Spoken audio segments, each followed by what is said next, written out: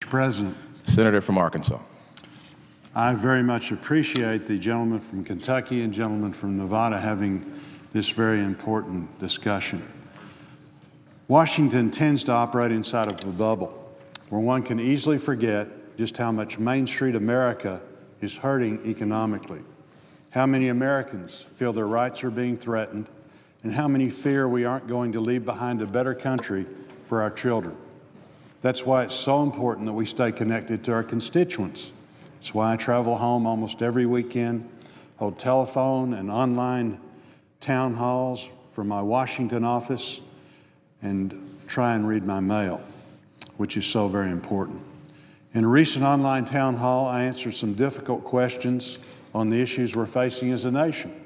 However, one of the toughest questions that was posed wasn't about a specific policy issue. Instead, it was when I was asked, how do we fix the mess in Washington? I answered in part that transparency and accountability would go a long way to restoring the faith in Washington. That was before the Benghazi controversy escalated. Then news of the IRS scandal broke. Almost immediately after that, we learned that the Department of Justice had obtained the private phone records of dozens of Associated Press reporters. This is the opposite of what we need to do to fix the problems in Washington. These scandals move us in the wrong direction. It's hard to pick which one of these I find the most troubling, but I want to focus on the IRS scandal because targeting political groups, singling them out for additional scrutiny simply because you disagree with their ideological views is wrong on every level. Dismissing this massive overreach as if there's just acts of a few rogue agents in Cincinnati, as some have tried to do since the onset, is not taking leadership, nor is it seeking to hold the agency accountable. We now know that the acting IRS commissioner knew of these abuses for at least a year, and that officials at Treasury and as high up as the Chief of Staff at the White House were briefed before the leak, despite the repeated claims that the administration learned about it through news reports. We know it wasn't just Cincinnati.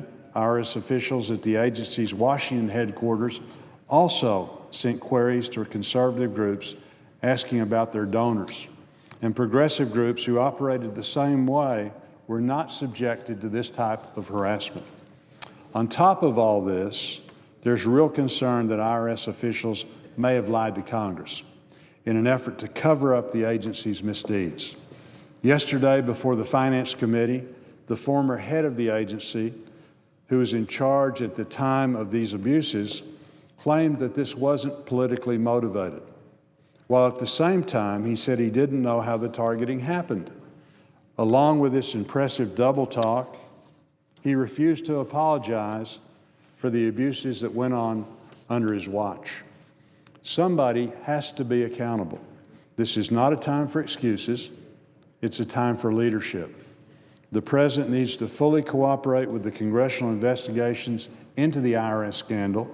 Last week, our entire caucus sent a letter to the White House that demands at least this much from the administration. Washington's credibility, what is left of it, is on the line. The American people deserve to know what actions will be taken to ensure those who made these decisions at the IRS will be held accountable. The good news is that people on both sides of the aisle, Republicans and Democrats, are rightfully outraged. We're going to get to the bottom of this. People will be held accountable. At the very least, those engaging in the unethical actions need to be fired. If they broke the law, they need to be prosecuted.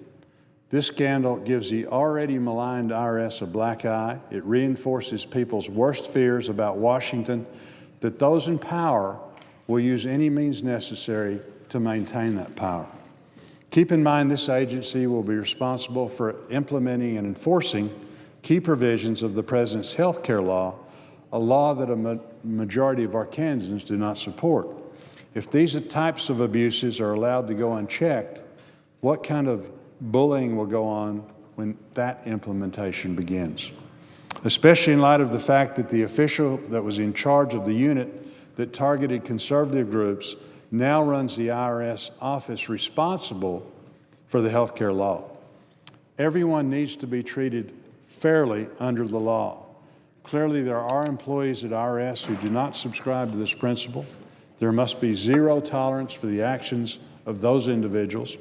Until we change the culture here in Washington, we will not gain the confidence of the American people.